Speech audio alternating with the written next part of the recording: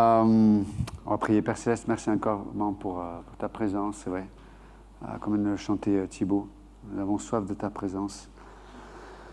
Nous ne mesurons même pas à quel point nous avons soif de ta présence. Et c'est vrai que nos manquements nous révèlent notre besoin, notre soif de toi, Seigneur. Et merci parce que c'est vrai, tu peux les permettre pour éveiller cette soif pour toi. Oh, merci Seigneur. Merci. Gloire à toi Jésus. Merci Seigneur. Gloire à toi Père. Merci pour ta grâce. Merci.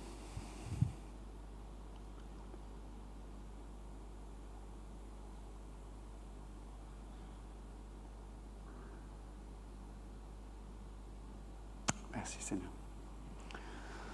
Amen. Merci Christophe et l'équipe pour la louange aussi. C'était vraiment super.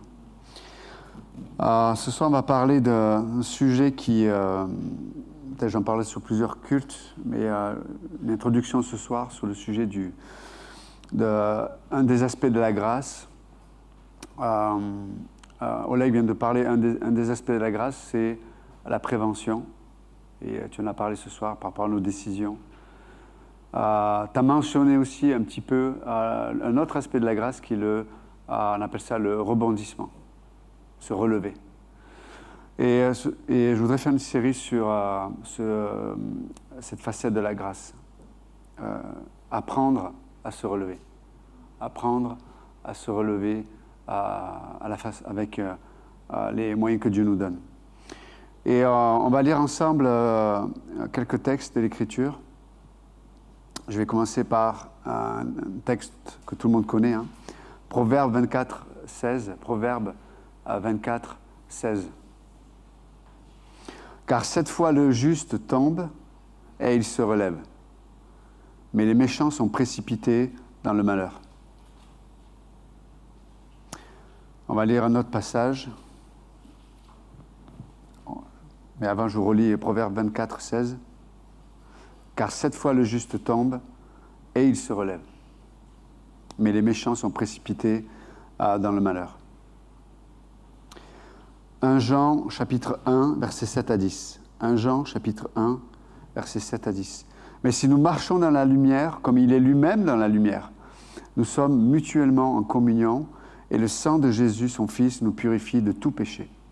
Si nous disons que nous n'avons pas de péché, nous nous séduisons nous-mêmes et la vérité n'est point en nous.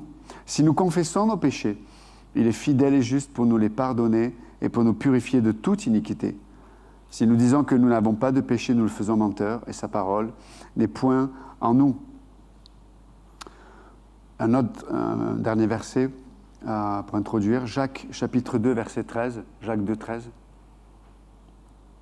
Car le jugement est sans miséricorde pour qui n'a pas fait miséricorde. La miséricorde triomphe du jugement.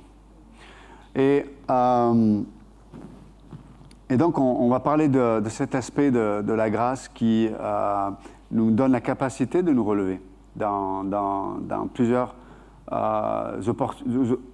occasions que la vie nous donne, parce que plus on vit longtemps, plus on a d'opportunités de tomber souvent. Et on peut chuter de plusieurs façons. Alors, souvent, quand on pense au fait de tomber, on pense à peut-être des aspects d'immoralité ou à des aspects d'usure dans l'existence ou dans la vie chrétienne ou d'avoir pris de mauvaises décisions. Mais aussi, ça peut être... le fait de tomber, c'est aussi trop souvent, je crois... qui va se révéler après par des choses qui se voient plus facilement. Et très souvent, on tombe déjà dans le fait de s'appuyer sur nos propres capacités, sur notre propre énergie, dans tellement de domaines. De s'appuyer sur notre propre sagesse, sans s'en rendre compte, vivre dans une forme d'orgueil intérieur, dans nos pensées. Et du coup, sans s'en rendre compte, on fonctionne avec nos capacités naturelles. Et puis un jour, on tombe enfin, à nos yeux, nous, on va tomber, mais en fait, aux yeux de Dieu, ça fait longtemps qu'on est tombé. C'est juste que nous, à nos yeux, ça va apparaître à un moment donné, qui peut-être, je vais faire quelque chose qui, selon ma conscience, selon mon entendement, selon mon regard, et je le définis comme une chute. Mais peut-être, comme je viens de le dire, peut-être depuis longtemps, j'ai chuté. Et parce que le rebondir ou se relever, en vérité, c'est simple. On pourrait le définir simplement. C'est revenir à Dieu. C'est revenir à Dieu. C'est ça, se relever. C'est revenir à Dieu. Et alors, on pourrait s'arrêter et réfléchir ensemble. Qu'est-ce que ça signifie, revenir à Dieu? Je garde un silence pour que vous puissiez réfléchir. Qu'est-ce que ça veut dire, revenir à Dieu? Qu'est-ce que ça veut dire, revenir à Dieu? Revenir à Dieu, c'est revenir à une communion, revenir à une relation, revenir à une dépendance, à revenir à une disposition de cœur. À nouveau, on va se laisser enseigner. On va laisser entrer Dieu dans certains domaines de notre vie. Revenir à Dieu, c'est peut-être à nouveau accepter un chemin où la chair ne fera pas ce qu'elle désire. Revenir à Dieu, c'est accepter de le replacer à la première place, parce qu'il y a tellement de domaines où beaucoup de choses ont pris la première place.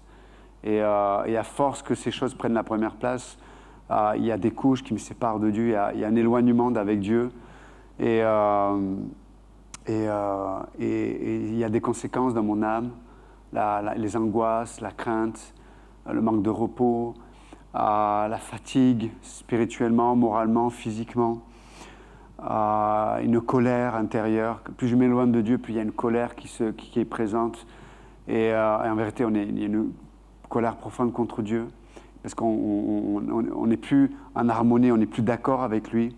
Et quand on n'est plus d'accord avec Dieu, on ne peut pas comprendre, en tout cas, on ne peut pas avoir une bonne disposition dans les situations qui sont, comme je le disais il n'y a pas longtemps, qui peuvent être injustes. Elles vont être nombreuses, les situations injustes, parce que ici-bas, ce ne sera pas le paradis. On pourra le tourner, vous pourrez tourner dans tous les sens que vous voulez les choses, mais ce n'est pas ici-bas où Dieu nous promet le paradis. Par contre, Dieu nous promet sa présence, Dieu nous promet une communion, Dieu nous promet ses promesses, Dieu nous promet le ministère du Saint-Esprit, de consolation, d'être énergisé à l'intérieur de notre âme. Dieu nous promet la joie, Dieu nous promet la paix, Dieu nous promet un environnement de repos. Voilà ce que Dieu nous promet. Okay? Bien sûr que Dieu, dans sa grâce, et encore une fois, c'est en plus, on va dire, en plus, on peut prospérer dans des facettes de cette vie ici-bas.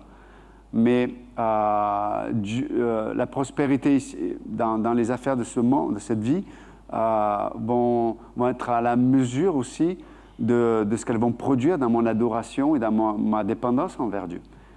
Donc, quand on cherche Dieu, on préfère vivre... Vous savez, ce proverbe, Pasteur Jean Cartier avait prêché là-dessus l'an dernier, ou il y a 2 ans, ou il y a 3 ans, je ne sais plus. En tout cas, ce fameux passage d'Écriture, il est dit il vaut mieux demeurer dans... je vais défigurer l'Écriture. Il vaut mieux demeurer dans une étable où il y a des animaux que dans une maison où il n'y a pas de vie, quoi. Je crois que c'est un truc comme ça. Vous vous souvenez de ce passage? Est-ce que vous pourrez le citer mieux que moi? Non? Ok, ça vous dit rien? Si quelqu'un le trouve, vous pourrez me le donner. Si vous connaissez la référence, on pourra le lire ensemble. Mais en tout cas, l'idée, c'est que plus on avance avec Dieu, plus on réalise que on ne veut pas avoir de communion, on ne veut pas avoir vivre quelque chose de profond avec quelque chose qui pourrait nous enlever cette disposition de cœur où on a soif de Dieu, quoi, où on rencontre Dieu, où on a une communion avec Dieu. On l'accepte de moins en moins. Et en même temps, il y a ce travail de Dieu dans nos vies. Et ça, c'est un autre aspect aussi de l'importance d'apprendre à se relever, à rebondir dans la vie chrétienne. Parce que plus on s'expose à Dieu, donc à sa lumière, comme dit l'apôtre Jean, plus Dieu va faire ce travail où il va mettre à la lumière des choses qui sont cachées dans nos cœurs et depuis toujours, en vérité. Mais peut-être que Dieu dit, c'est le temps maintenant. C'est le temps de la guérison. C'est le temps de couper le lien. C'est le temps c'est le temps maintenant. C'est le temps. Mais pour qu'on ait soif de Dieu dans tel ou tel domaine, il faut accepter le processus dans lequel Dieu va nous placer, c'est-à-dire Dieu va nous placer dans un processus où on va arriver à un point où on va haïr cet aspect qui se trouve dans notre vie. Il faut qu'il y ait un moment où on se dit non, je ne peux plus avoir ce compromis de vivre avec cette chose-là. Il y a comme une haine qui va se prononcer contre telle chose en nous, etc., etc. C'est-à-dire qu'on ne peut plus. Hier, je pouvais, mais aujourd'hui, je ne peux plus. Parce que ça peut me mettre dans des états bizarres. Ça peut me mettre dans des états qui sont pas normaux pour un homme, une femme de Dieu. Mais Dieu le traite, et donc quand Dieu traite quelque chose, quand il le met à la lumière, ça va être amplifié en vérité. Parce que Dieu dit, c'est maintenant. C'est maintenant où je te place devant la décision. Mais entre le moment où on en arrive là et le moment où Dieu commence à faire ce travail, il faut accepter de se relever. Il faut accepter de rebondir. Il faut accepter que Dieu nous aide et nous donne une capacité à choisir la vie plutôt que la mort. Et ça prend du temps des fois. Ça prend du temps. Et des fois, on a une image de Dieu qui n'est pas correcte.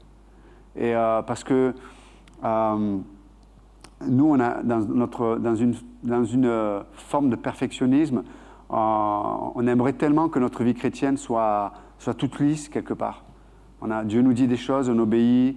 Alors des fois c'est pas facile, des fois c'est très difficile, des fois c'est. Mais voilà. Mais en vérité, la vie chrétienne, c'est pas ça. Il y a des moments où on vit ça, mais il y a des moments où on va chuter réellement. Il y a des moments où, comme je disais tout à l'heure, on peut être en colère, des moments où on est découragé, des moments où on voit plus Dieu, on n'entend plus Dieu. Il y a tout ça, ça fait partie du package. Mais la clé, c'est pas ma réaction au milieu de tout ça. La clé, c'est comment est-ce que je vais avoir l'humilité d'accepter la grâce de Dieu pour me relever. C'est la clé. C'est la clé. Et dans le Proverbe 24 qu'on a lu tout à l'heure, juste avant, l'homme de sagesse dit, mais toi qui es méchant, ne cherche pas à faire chuter le sage. C'est ça le contexte. C'est le méchant qui essaie de faire chuter le sage. Et puis il continue, il dit, mais cette fois, le juste va tomber. Sous-entendu, cette fois, tu vas arriver à le faire tomber. Mais cette fois, le juste se relève. Voilà, c'est merveilleux, non ? Et mes amis, notre cœur est méchant. Je n'ai pas besoin du voisin pour me faire chuter. Je n'ai même pas besoin du diable. Le cœur de l'homme, la Bible dit, est tortueux par-dessus tout. Mon cœur naturel ne veut pas la volonté de Dieu. Il ne veut pas de Dieu. Mon cœur naturel va s'opposer aux affections qui sont les affections du Père. Et mon cœur va me faire trébucher. Mon cœur va me faire trébucher. Une autre chose aussi qui me fait trébucher, c'est tous les aspects de ma compréhension de l'Écriture que j'ai intégrée, non pas pour me pousser à la communion et à la relation avec Dieu, mais que j'ai intégrée en vue de tenir un standard religieux. Et ça aussi, ça va me faire chuter. Ce que je veux dire par là, c'est que Paul le dit, la loi excite le péché. C'est dans la nature humaine, parce que l'homme est tellement désécurisé qu'il a besoin de la loi pour se justifier. Il a besoin d'une loi pour s'habiller parce qu'il est nu. Il a besoin d'une loi pour quelque part se jauger puis jauger les autres. Mais ça, mes amis, pour vivre une vraie relation avec Dieu, mes amis, ça va nous faire tomber. La loi excite le péché. La loi excite le péché. Et nous sommes profondément tous, naturellement parlant, nous sommes tous profondément religieux. Nous sommes profondément légalistes. Et malheureusement, on fait, en tant que chrétien, même en tant que chrétien de la grâce, on fait Dieu à notre image. Et le Dieu que l'on se fait est légaliste. Et légaliste. Pourquoi? Parce qu'en vérité, quand je ne suis pas légaliste, ce n'est pas moi qui est au centre, c'est Dieu. Mais le légaliste, c'est toujours lui qui est au centre. Il jauge tout par rapport à lui-même. Il considère tout par rapport à lui-même, selon sa sagesse, sa compréhension, ses émotions, comme il ressent, comme il comprend, son expérience. Mais en vérité, plus Dieu nous libère de ce légalisme, plus c'est Christ qui devient le centre. On devient christocentré. Vous avez vu comme je sais des choses. Christocentré, non, c'est vrai, c'est merveilleux. Mais tout ça, ça doit passer par un processus. À apprendre, à rebondir, à se relever.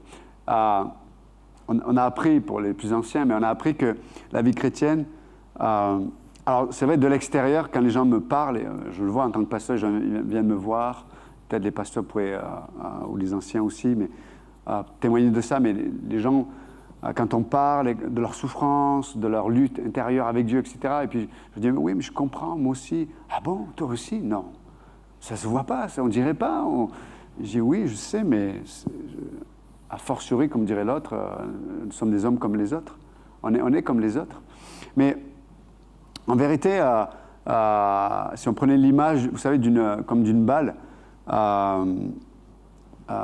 plus la balle rebondit vite et de suite, si elle est très très rapide, vous pouvez voir comme juste une ligne continue.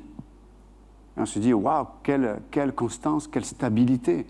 Waouh, cette balle, elle rebondit, elle est toujours. Mais en vérité, c'est parce qu'elle rebondit très vite. Mais avant qu'elle soit comme ça, cette balle, elle était là, boum, elle rebondissait, enfin, elle touchait le sol, mettait du temps à rebondir. Donc tout le monde voit. Boum, et tout le monde regarde. Vous savez, quand vous regardez un match de tennis ou de foot, la balle au ralenti, tout le monde est bon, est-ce qu'il va? Et non, oui, ça dépend. C'est la même chose, donc on voit ça. Mais donc pour revenir à cette balle qui semble jamais rebondir, jamais tomber, en fait c'est faux. C'est qu'elle rebondit vite. Spontanément elle rebondit, spontanément elle se relève. C'est ça la maturité chrétienne. La maturité chrétienne, c'est pas de ne pas tomber. La maturité chrétienne, c'est de se relever rapidement, très rapidement. On a lu 1 Jean chapitre 1, versets 7 à 9, où l'apôtre Jean nous rappelle, il dit, mais il nous parle de la communion avec la Trinité. Et il dit, mais celui qui marche dans la lumière est en communion avec la Trinité, avec le Père. Et après, il dit, mais celui qui dit qu'il n'a pas de péché fait Dieu menteur. Et donc, il dit, donc, celui qui a péché, qui confesse son péché, et Dieu, et regardez, il parle de la part du pécheur, c'est de confesser. Mais après, il ramène la balle au centre, c'est-à-dire, quel est le sujet principal? Là, ça devient Dieu. Donc, ma part, c'est d'être d'accord avec Dieu. C'est homologeo en grec. Confesser mon péché, c'est je confesse, je suis d'accord avec Dieu. Une attitude, un regard, une pensée, enfin, ça peut être plein de choses. Donc, je confesse spontanément mon péché et l'Écriture nous recentre sur l'essentiel. Et il est fidèle et juste pour nous pardonner, nous purifier de toute iniquité. Combien nous, on fait le contraire? On centre tout sur le péché et le pécheur qui doit confesser. Et on est là-dessus. Et du coup, comme c'est nous qui sommes le centre, on attend de ressentir le fruit de la confession. On attend de ressentir, de vivre une expérience avec la confession. Non. Ma part, c'est de confesser dans la foi. Seigneur, je te remets ça. et je te fais confiance, car tu es fidèle et juste de me pardonner et de me purifier de toute iniquité. Et donc ça, c'est la part de Dieu. Donc du coup, comme je crois à Dieu, et comme je crois à l'œuvre du Fils et du sang qui a coulé, qu'est-ce que je fais? Je viens dans la présence de Dieu.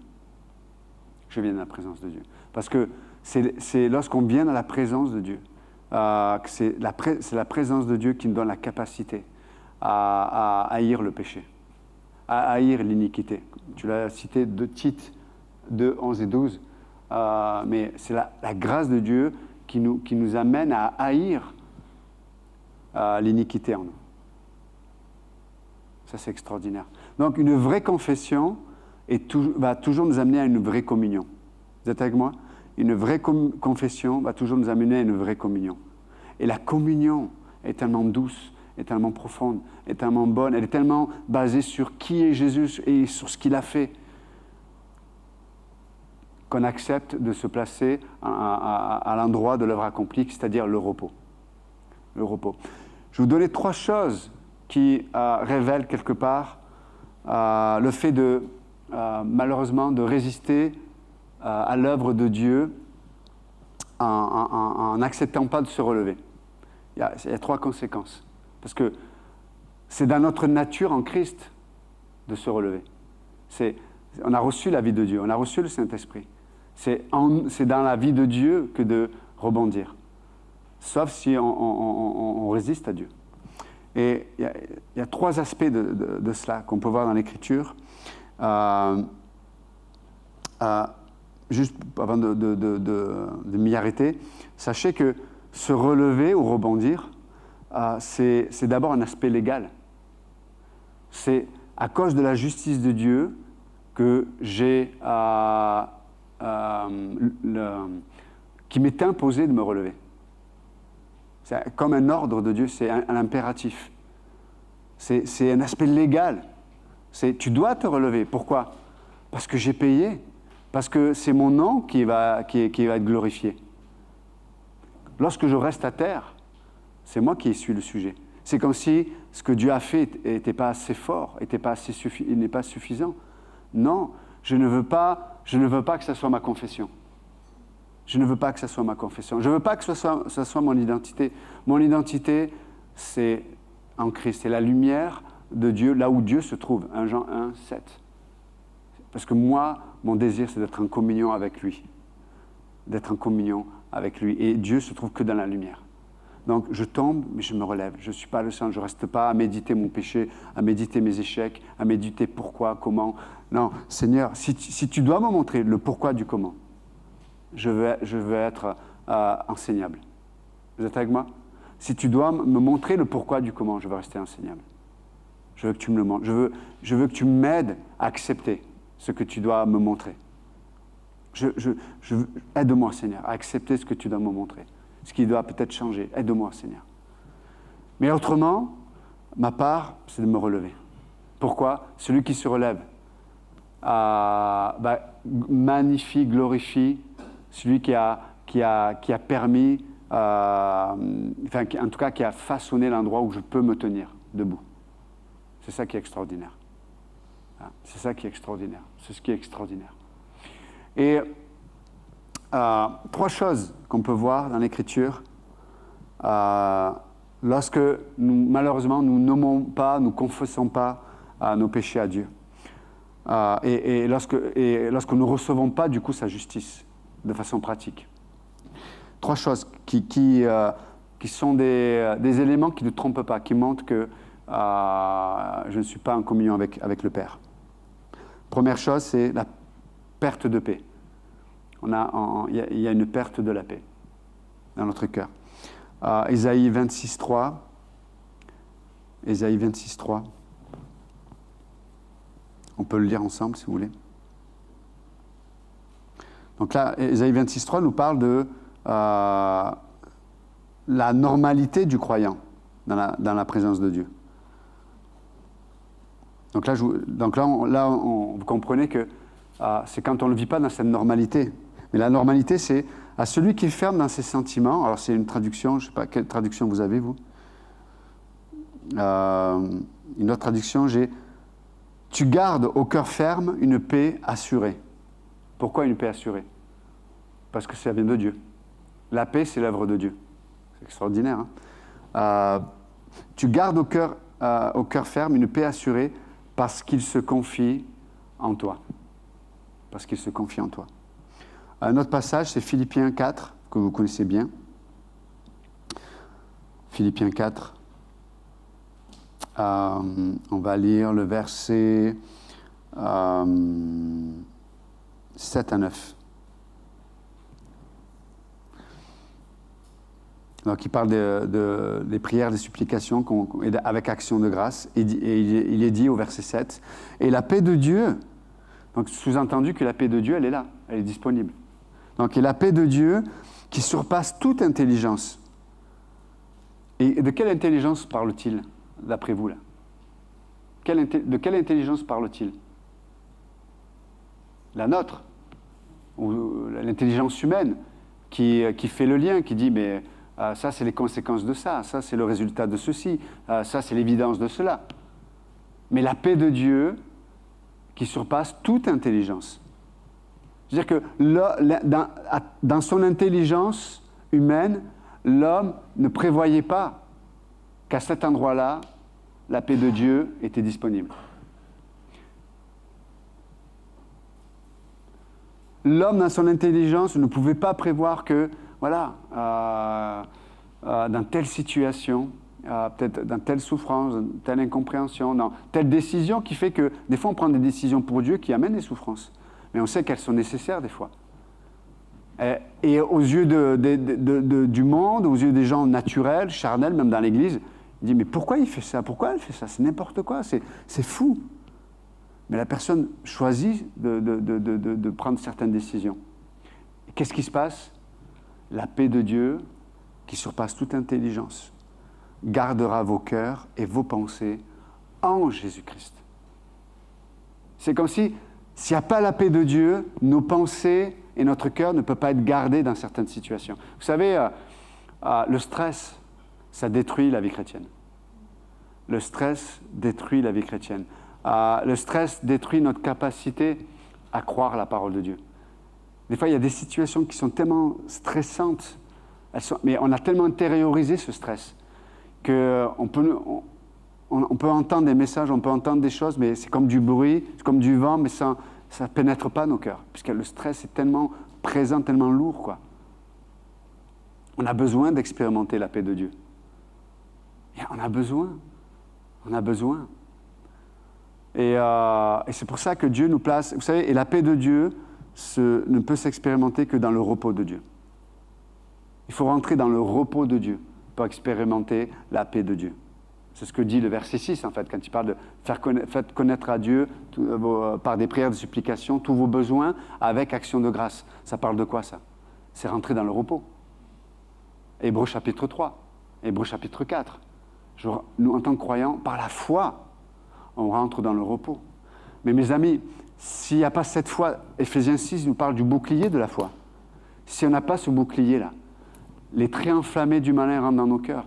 Et même si on connaît la parole de Dieu, et même si on pourrait la réciter par cœur, le stress qu'on a intériorisé, qui a pénétré notre âme, va nous empêcher de s'y attacher, de l'entendre même, dans le sens qu'elle ne fera pas écho dans la situation. Il faut rentrer dans le repos de Dieu par la foi. Le bouclier, il y a des choses, il y a des pensées, il y a des sentiments, des émotions, il y a des choses que je ne peux pas accepter, il ne faut pas qu'elles pénètrent, quoi. Parce que si elles pénètrent, elles vont produire un stress, elles vont produire une angoisse, elles vont produire un mal-être qui va détruire ma capacité de croire Dieu. Est-ce que vous comprenez ce que je veux dire? Donc, la première chose, c'est la paix de Dieu. On n'expérimente pas la paix de Dieu quand on n'apprend pas à se relever. Et juste pour finir avec ce passage, il dit, mais au reste, verset 8, frères, que toutes les choses qui sont véritables, toutes celles qui sont honnêtes, toutes celles qui sont justes, toutes celles qui sont pures, toutes celles qui sont aimables, toutes celles qui sont de bonne réputation, où il y a quelques vertus et qui sont dignes de louange, que toutes ces choses occupent vos pensées. Il est en train de décrire quoi, là? Le bouclier de la foi. Et regardez verset 9. Vous les avez apprises, reçues et entendues de moi. Il y a des choses qu'on pourra expérimenter que si on accepte de se placer avec des frères et sœurs qui vont nous apprendre ces choses-là. Dieu ne nous a pas créés pour être des loups solitaires. Et non, il nous a créés pour être par définition, un loup, normalement, ils sont en bande. Donc c'est pas normal qu'il soit un loup solitaire. Ils vivent pas longtemps en général. C'est un meute en général. Excusez-moi, l'image, c'est peut-être pas très édifiant, une meute, mais vous comprenez la situation. Donc Paul dit que, regardez, que toutes les choses qui sont véritables, toutes celles qui sont honnêtes, toutes celles qui sont justes... verset 9. Vous les avez apprises, reçues, entendues de moi, et vous les avez vues en moi. Et regardez, faites-les, et le Dieu de paix sera avec vous. Oh, il est gonflé, le gars. Mais pour qui tu te prends? Pour qui tu te prends? Alors certains ici diraient, oui, mais c'est Saint Paul. C'est vrai. Il n'y a pas de... je ne suis pas Paul, etc. Mais il y a des autorités et il y a des choses qu'on doit apprendre sous l'autorité spirituelle. Ni plus ni moins. Une autre chose que l'on peut observer quand on n'apprend pas à se placer sous cette justice de Dieu qui nous permet de nous relever, c'est le psaume 32. C'est la tristesse. D'abord, on perd la paix, et puis vient la tristesse. Regardez, ce psaume est intéressant. Psaume 32.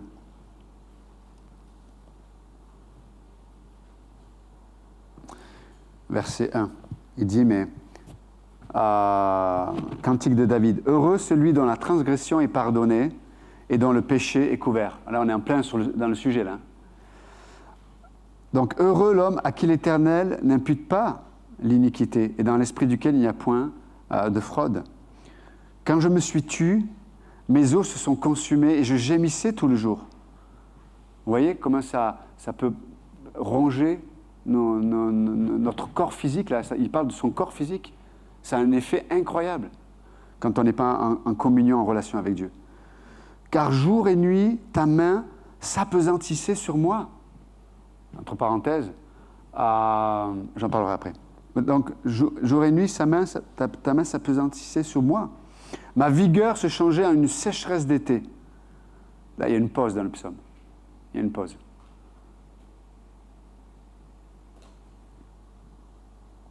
Verset 5.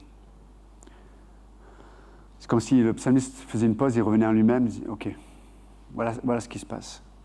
Et là, il va avoir une bonne attitude. Il dit, mais je t'ai fait connaître mon péché, et je ne t'ai point caché mon iniquité. J'ai dit, je confesserai mes transgressions à l'Éternel, et tu as ôté la peine de mon péché. Incroyable. Vous avez vu le Dieu que nous avons? Ça veut dire qu'à un moment donné, le psalmiste a préféré choisir la communion avec Dieu que la communion avec son péché. On ne peut pas avoir les deux en même temps. Je ne peux pas communier avec mon péché, communier avec Dieu. C'est pourquoi tout fidèle t'invoquera au temps qu'on te trouve, et quand les grandes eaux déborderaient, seul, il ne serait pas atteint. J'imagine la protection qu'il y a là-dedans. Tu es ma retraite, tu me garantis de la détresse, tu m'environnes de chants de délivrance. Là, il y a encore une pause. Bon, en tout cas, je ne vais pas tout lire, mais c'est merveilleux. Ce psaume est merveilleux. Et du coup, l'inverse, c'est de rester juste avant la pause, là. Parce qu'on ne se relève pas, parce qu'on ne se saisit pas de la justice de Dieu.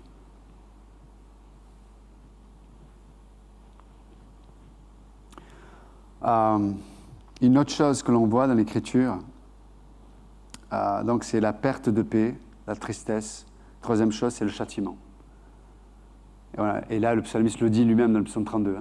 C'est ta main qui s'apesantissait sur moi. Hébreux 12:6. Hébreux 12:6. On peut tourner ensemble.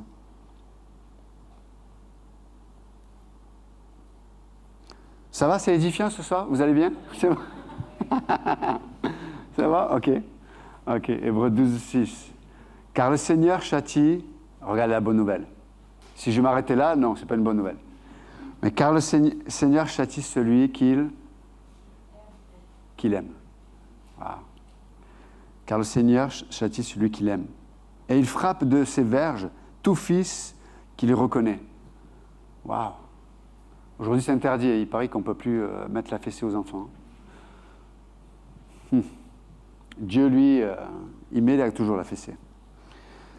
En tout cas, vous pouvez lire la suite, mais donc il y a perte de paix, la tristesse et le châtiment de Dieu. Ça veut dire que Dieu est obligé de nous corriger sérieusement pour nous ramener à cette communion avec lui. Et donc, on n'a pas d'autre choix, mes amis. On n'a pas d'autre choix que se relever. On n'a pas d'autre choix que rebondir. On n'a pas d'autre choix que de faire confiance en Dieu. Encore une fois, ne te fixe pas sur ce qui t'a fait chuter ou ta chute.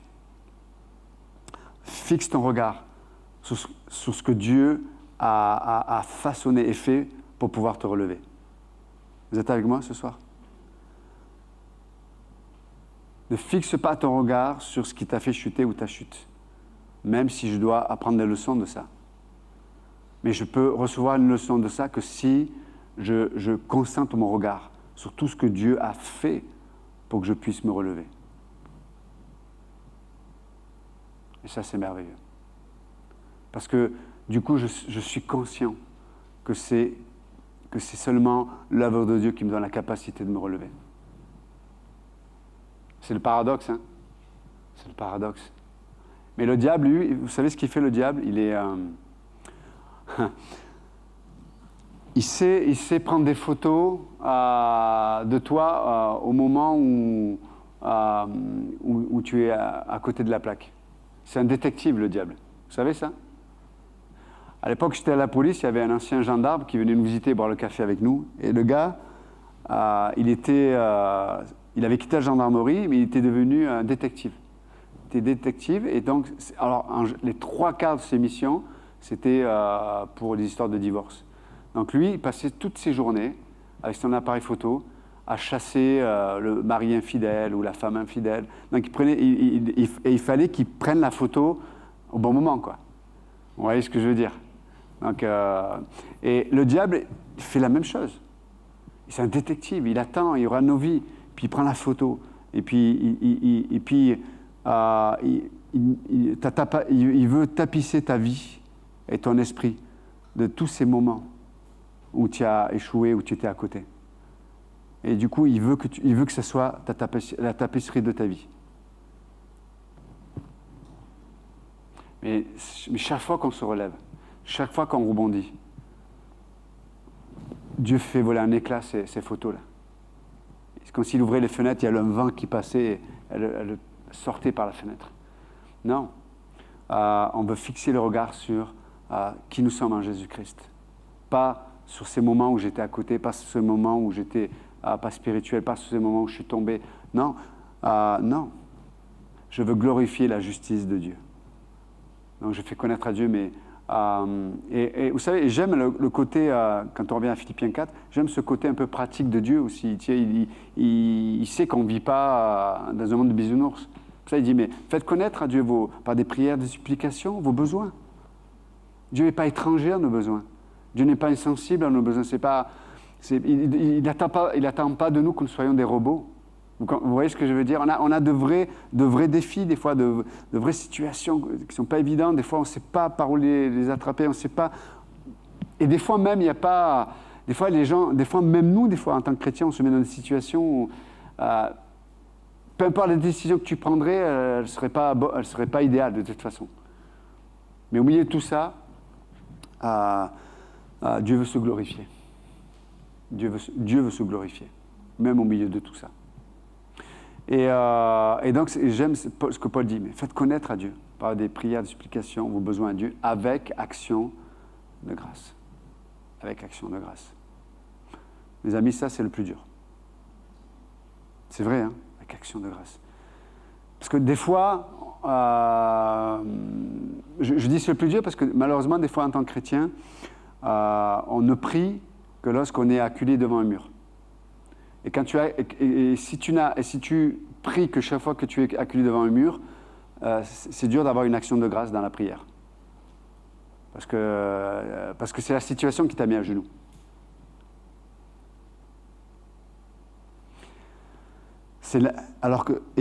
Nous devrions apprendre les uns avec les autres, nous devrions apprendre à nous mettre à genoux.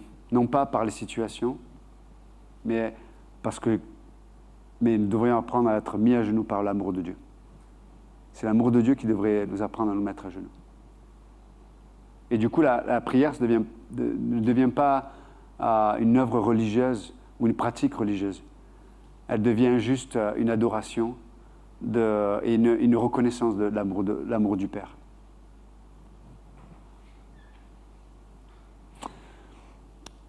En tout cas, ce soir, juste comme introduction sur le sujet, Dieu veut nous apprendre à nous relever et à rebondir.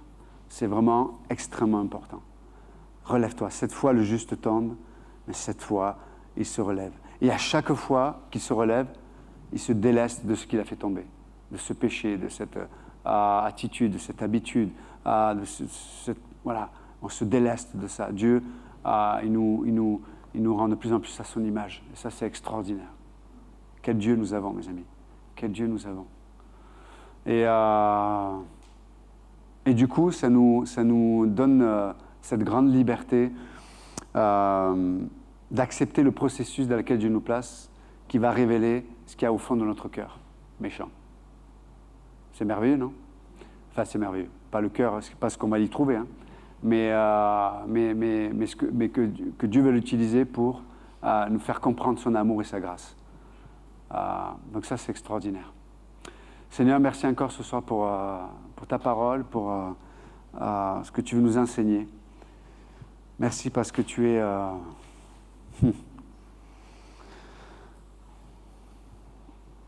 Tu n'es pas un homme pour mentir. Même si tu t'es fait homme, tu étais un homme unique dans l'histoire de l'humanité et dans l'histoire de l'éternité aussi, parce que tu as choisi de garder un corps glorifié et d'avoir cette nature humaine. Donc merci notre Dieu. Merci pour ton cœur, merci pour ta justice qui nous donne le droit de nous relever. Non pas à cause de nos œuvres, mais à cause de ta déclaration. C'est sur la déclaration de Dieu que nous pouvons confesser nos péchés. Parce que Dieu nous déclare juste. Parce que Dieu nous déclare que le sang a plus de valeur que nos péchés et que nos iniquités.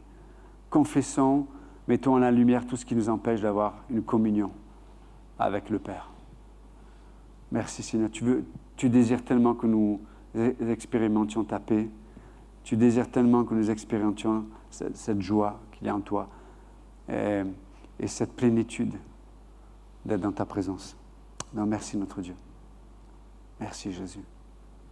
Gloire à toi Seigneur. Juste prenons un temps, juste pour nous placer devant Dieu ce soir.